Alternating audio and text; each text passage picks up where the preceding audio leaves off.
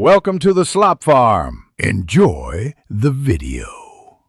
In this video, I will show how to make layered brownies.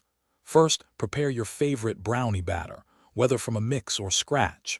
Next, line a 9x 13-inch baking pan with parchment paper, leaving an overhang on the sides. This makes lifting the finished brownies out much easier. Now, pour about 2/3 of your prepared brownie batter into the lined pan, spreading it evenly to form the base layer. This foundation is crucial for a perfect layered treat.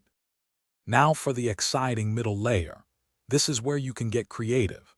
Consider using a delicious filling such as soft cookie dough, rich caramel, or creamy peanut butter. Carefully spread your chosen filling evenly over the brownie base layer.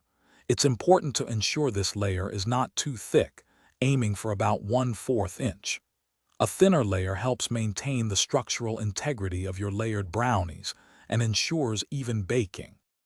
With your middle layer in place, it's time for the final brownie layer. Carefully spoon the remaining 1/3 of your brownie batter over the filling.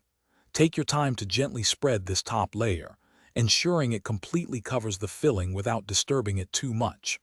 Once covered, place your pan into a preheated oven and bake at 350 degrees Fahrenheit for 30 to 35 minutes. A toothpick inserted should come out with moist crumbs. The hardest part is waiting, but it's essential. Allow your layered brownies to cool completely in the pan before attempting to cut them. This cooling process is crucial because it prevents the layers from crumbling and ensures you get clean, neat squares.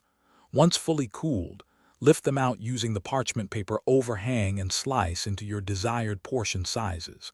They're perfect for sharing or enjoying yourself.